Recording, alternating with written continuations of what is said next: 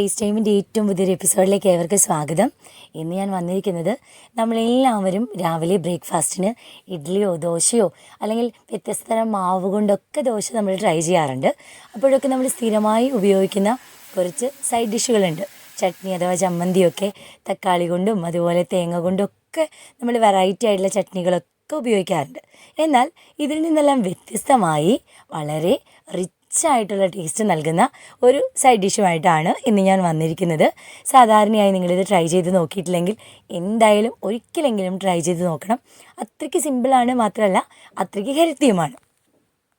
ഇതിനുവേണ്ടി ഞാൻ എടുത്തിരിക്കുന്നത് 1 കപ്പ് നാളികേരം ചിരകിയതാണ്. പിന്നെ ഇതിലേക്ക് നമ്മൾ എക്സ്ട്രാ ടേസ്റ്റ് കൊടുക്കാനായിട്ട് റിച്ചായിട്ട് കിട്ടാൻ വേണ്ടി ചേർത്ത് കൊടുക്കുന്നത് 1 പിടി കപ്പലണ്ടിയാണ്. അത് തൊണ്ടോട് കൂടിയാണ് ചേർത്ത് കൊടുക്കുന്നത്. പിന്നീട് ഇതിന് ടേസ്റ്റ് കൊടുക്കുന്നത് അടുത്തതായി നമ്മൾ ചേർക്കുന്ന ഇൻഗ്രീഡിയൻറ്റ് തന്നെയാണ് മല്ലിയില ഫ്രഷായ മല്ലിയില 1-2 തണ്ട് ഇതുപോലെ ചെറുതാക്കി ഒന്ന് ചേർത്ത് കൊടുക്കുക. പിന്നെ 1 തണ്ട് കറിവേപ്പിലയും ചേർത്ത് കൊടുക്കുക. പിന്നെ ഇതിലേക്ക് നമ്മൾ ചേർത്ത് കൊടുക്കുന്നത് പച്ചമുളകാണ്. അത് നിങ്ങളുടെ എരിവിനാവശ്യമുള്ള പച്ചമുളക് ചേർത്ത് കൊടുക്കുക. 1 കഷ്ണം ഇഞ്ചി. ഇത്രയുമാണ് നമുക്ക് ഈ ചമ്മന്തി തയ്യാറാക്കാനായിട്ട് ആവശ്യമുള്ളത്. ഇനി ആവശ്യത്തിനുള്ള ഉപ്പും ചേർത്ത് ആദ്യം ഒന്ന് അരച്ചെടുത്തിട്ട് വരാം.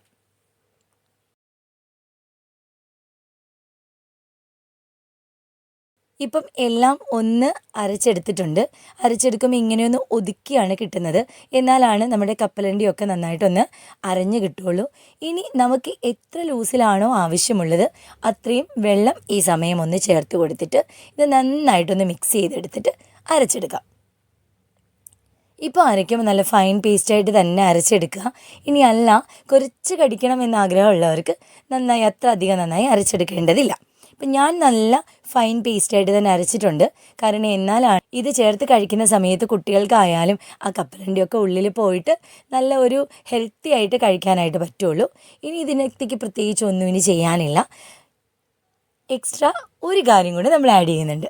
അതായത് ഒരു നാരങ്ങ പകുതി മുറിച്ചതിന് ശേഷം അതിൻ്റെ ഒരു അല്പം നീരാണ് ചേർത്ത് കൊടുക്കുന്നത്. ഒരല്പം നാരങ്ങാ നീരും കൂടെ കൊടുക്കുമ്പോൾ നമുക്കറിയാം മല്ലിയില, കപ്പലണ്ടി, നാരങ്ങാനീര് ഇത് 3 വരുമ്പോൾ തന്നെ നമ്മുടെ ചമ്മന്തിക്ക് ഒരു പ്രത്യേക ടേസ്റ്റ് കൈവരും. ചമ്മന്തിയല്ല ചട്നി കേട്ടോ, ചട്നിക്ക് നല്ലൊരു ടേസ്റ്റ് കൈവരും.